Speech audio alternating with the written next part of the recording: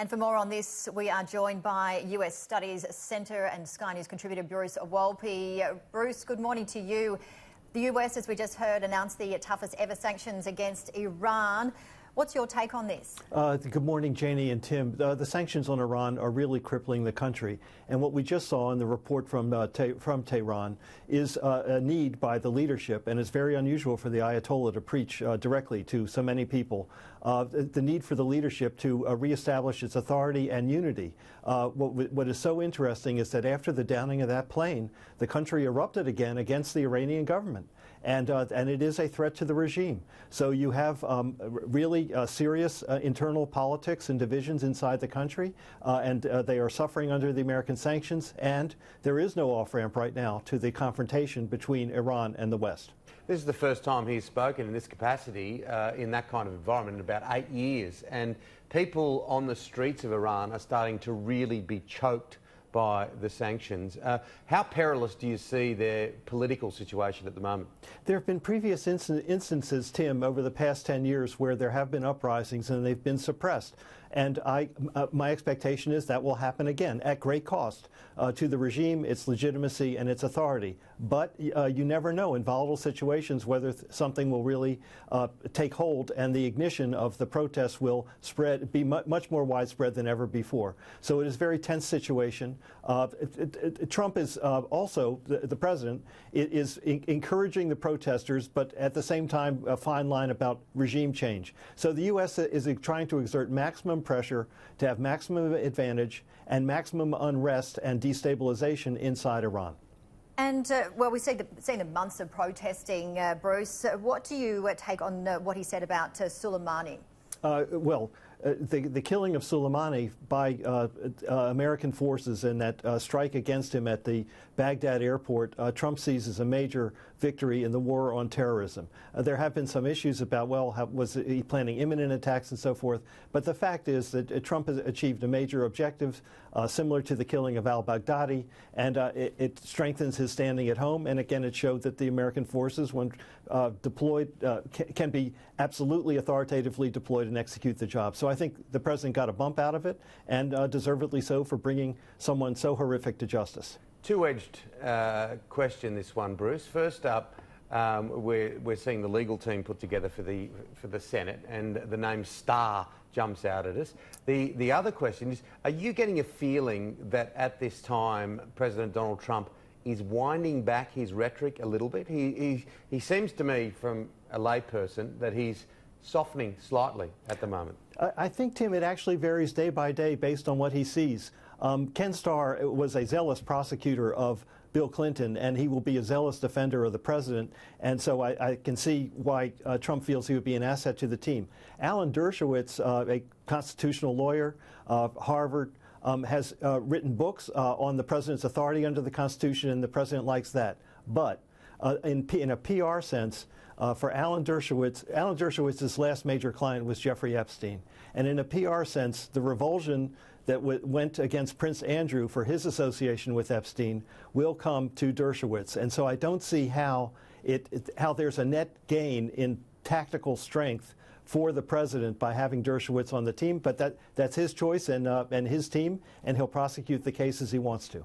And talk us through the 7 House managers that Nancy Pelosi chose. The House managers are, the 2 leading managers are Adam Schiff, the chairman of the Intelligence Committee, and Australians will be familiar with him from the hearings that he conducted in September, October, November. Jerry Nadler is the chairman of the Judiciary Committee, and Nadler processed the articles of impeachment. Then she did something very interesting. She chose other members, a couple African-American members, a freshman congressman from Colorado, to round out the team and to show the extent of support for the House case throughout the Democratic caucus in the House. So you have a representative team going into the Senate, and she thinks that is a major asset. What I expect to happen next week is they'll adopt rules for the trial. The House managers will present the case against the president. The president's team will then defend the case for the president. And then that will be followed by questions from senators to both teams. I think that process will take about 2 weeks. And then we'll get to a very important juncture as to whether or not there are witnesses in the trial. A lot of Australian-funded retirees looking at what's happening with the stock market. It's buoyant, and a lot of it's got to do with this whole trade deal with China just rolling down the road, Bruce. That's right, Tim. I mean, the end of the trade war, we have at least a ceasefire, and people can see the beginning of the end of the trade war is absolutely a lift to all markets. And the markets here and in New York have reflected that. So it restores a sense of confidence on economic activity.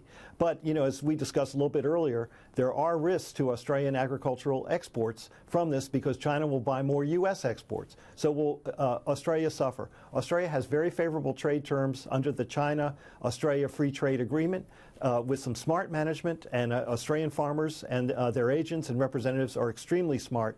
I hope and expect that Australia can come through just fine. A very interesting debate, the last debate before the Iowa caucuses. There was only 6 people there up on stage. No Andrew Yang. Little focused on impeachment, but a fair amount on trade. Yes, there was, and there was on foreign policy a strong focus. The rules, Janie, are you have to have a certain polling result and you have to raise a certain amount of money from small donors to get on that stage, and so those are the ones that qualified. But it left some others off the stage, like Yang.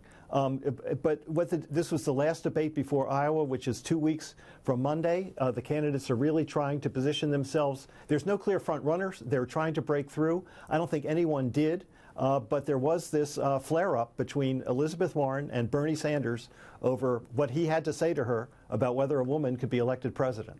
That was a bust-up, wasn't it? It really was. It was an amazing hot mic moment, which I think Elizabeth Warren is a very sophisticated person, and she knew there were microphones on that stage, and she wanted to take the fight to Bernie Sanders. I actually think that she helped herself because the Democratic Party nominated a woman to be president of the United States. For the person that she defeated to say that a woman cannot be elected president against Donald Trump is at a disadvantage. I don't think that plays very well among Democrats. And there's no love lost for Bernie Sanders among a lot of Democrats, even though he has extraordinarily, he has a strong cadre of support. So this is going to play out for a while, and ultimately one of them has got to dominate the left in the Democratic Party to take on Joe Biden or Buttigieg or whoever's in the center. And Michael Bloomberg, he wasn't on stage, but he has taken to Twitter a couple of hours ago with Trump. How much of a risk is Bloomberg to Trump? We're just seeing that tweet on screen now. I don't see Bloomberg as a risk to Trump in terms of Bloomberg being the Democratic nominee, but I could be wrong, and we'll have to see. The real risk is he has already spent, Janie, $150 million in television ads, which is more than all the other candidates combined. He could spend up to $1 billion on television ads, and Bloomberg hates Trump. He wants him defeated. And so even if he does not get the nomination, he has the capacity to spend hundreds of millions of dollars in ads in those swing states that Trump won and that he needs to defeat Trump in November. That is the real threat that Bloomberg poses to Trump. And Trump knows it. He doesn't like it. And so he attacks Bloomberg.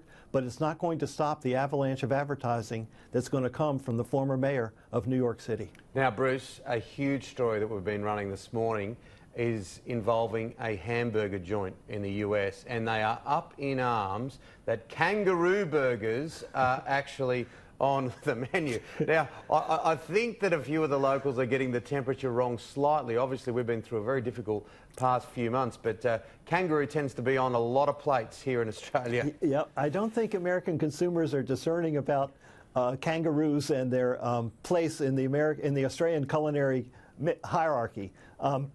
But it's sort of like, remember the context, the bushfires, and they've seen Australian wildlife, really decimated. And so I think that's feeding some of the criticism that's coming across. Yeah, exactly. But the Roo burgers, got to go with it. What do you think? Yeah. I like them. I just think you just need to be very careful about how you cook them. You can't overcook them. You have yourself a glass of water. There is plenty to talk about, and we'll have a stack to talk about. Fantastic February in the US. What about this month? This month is going to be, well, let's look at it. We have Iowa in 2 weeks. We have the State of the Union the night after the Iowa caucuses. We have the impeachment trial unfolding. We have New Hampshire after that.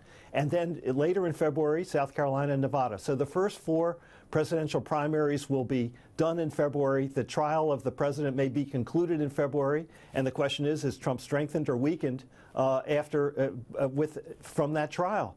And then that leads to Super Tuesday in March, over a dozen states voting, where the Democratic nominee may well be decided. So yes, it's nonstop politics and what I call the split screen presidency. Trump wants impeachment to go away. He wants the witch hunt to go away. So he will keep doing his job as president and trying to deflect attention from whatever politics are emanating from the floor of the United States Senate as to whether Trump should be removed from office. Thanks, Bruce. We'll catch up with you next week. We'll catch up with you next week. Always a pleasure.